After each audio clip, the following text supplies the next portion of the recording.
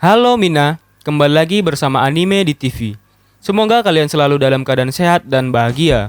Jangan lupa like, subscribe, dan tekan tanda lonceng agar kalian melihat notifikasi mengenai video terbaru dari channel Anime di TV. Sebelumnya Anime di TV ingatkan kembali bahwa ini adalah konten full prediksi. Pembahasan anime tentang seri Tokyo Revengers ini tidak sepenuhnya benar. Tetapi pembahasan dan teori anime di TV tentang seri Tokyo Revengers berasal dari sumber yang sudah Anime di TV cantumkan pada deskripsi. So, bagi kalian yang memiliki pendapat lain, silakan isi pada kolom komentar ya. Kita akan berdiskusi bersama-sama. Akhirnya manga Tokyo Revengers yang kita tunggu-tunggu resmi rilis pada Selasa malam tadi. Tokyo Revengers Chapter 234 berjudul There is no mending, yang jika diartikan ke bahasa Indonesia adalah tidak ada jalan untuk kembali. Apabila di akhir chapter sebelumnya, kita melihat Takemichi yang sedang dihajar habis-habisan oleh Sano Manjiro alias Maiki. Lalu pada awal panel ini kita diperlihatkan lanjutan dari akhir chapter sebelumnya, yaitu dengan Maiki yang selanjutnya melancarkan serangannya ke arah wajah Takemichi dengan sangat keras. Lalu di panel selanjutnya kita melihat Takemichi baru saja tersadar yang sudah berada di rumah sakit karena sebelumnya yang babak belur dan tidak berdaya akibat terkena serangan dari Maiki. Terlihat juga di samping Takemichi ternyata ada seorang Kokonoi. Lalu Kokonoi berkata, "Kau sudah sadar."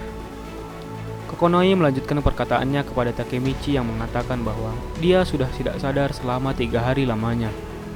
Takemichi terkejut mendengar perkataan Kokonoi tersebut. Lalu ia mencoba mengingat kembali saat perang 3 dewa, di mana dia saat itu sedang dihajar habis-habisan oleh Maiki.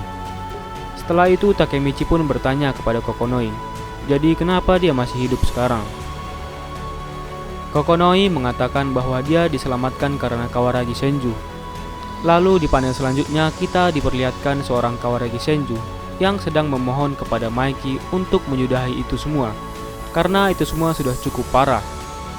Lalu Kokonoi melanjutkan perkataannya, bahwa itu benar saat itu Senju tidak bertarung melawan Maiki.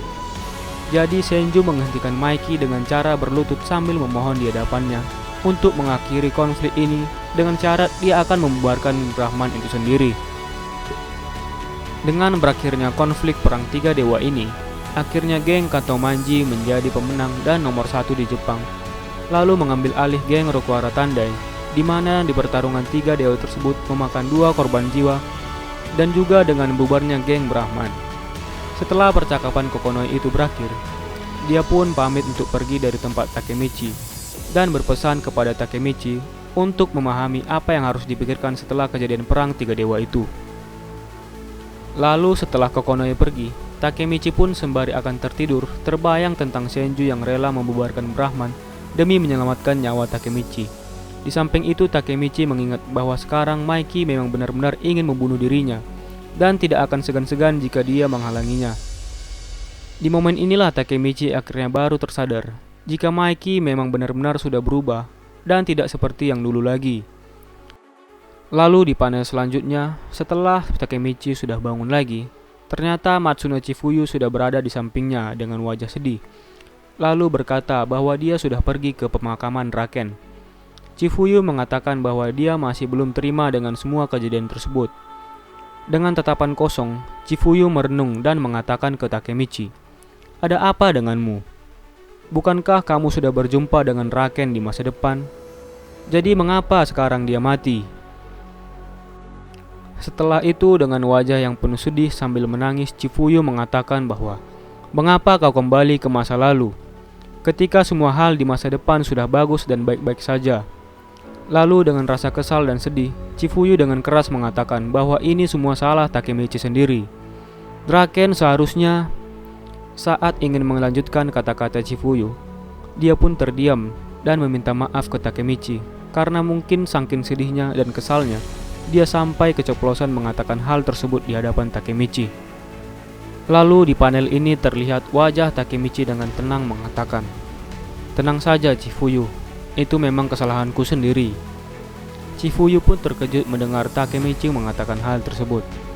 Lalu Takemichi mengatakan, "Ya, itu semua adalah kesalahanku. Jadi bisakah kau tinggalkan aku sendirian? Tolong. Lalu Chifuyu membalas, baiklah, kau akan sembuh nantinya. Jadi aku bisa memukulimu dengan sepenuh hatiku. Lalu Takemichi hanya diam saja dan tidak membalas perkataannya tersebut. Setelah itu Chifuyu pun keluar, lalu bertemu dengan Hina saat ingin memasuki ruangan Takemichi. Di situ Hina berkata kepada Chifuyu bahwa apakah dia sudah akan pulang, karena Hina baru saja mengganti bunga itu.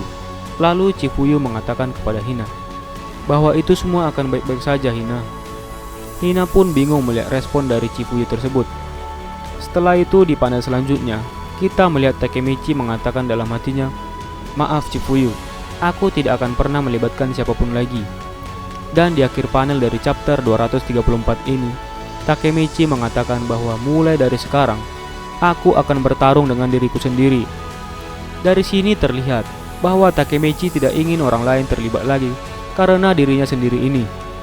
Dia akan melawan Maiki seorang diri dengan kekuatannya sendiri. Wow, cerita yang sangat menarik sekali dan menjadi menyedihkan sekali. Di mana di chapter ini kita pun diperlihatkan bahwa Draken memang benar-benar sudah mati dan tidak bisa merubah apapun. Jadi seperti itu ya Mina, pembahasan mengenai prediksi spoiler manga Tokyo Revengers. Pembahasan dan prediksi ini masih belum bisa dipastikan 100% kebenarannya, karena belum ada informasi resmi mengenai Tokyo Revengers chapter selanjutnya. Bagi kalian yang ingin menunggu rilisan dari Tokyo Revengers chapter selanjutnya, silakan ditunggu ya informasi selanjutnya dari channel Anime di TV. Dan apabila kalian mempunyai pendapat dengan alasan yang lebih baik mengenai pembahasan ini, silakan isi pada kolom komentar. Jadi kita bisa berdiskusi bersama-sama. Jangan lupa like, subscribe, dan share video ini di media sosial kalian, agar channel ini bisa terus berkarya mengenai seputaran anime terupdate lainnya. Akhir kata gue ucapin terima kasih ya. Bye-bye.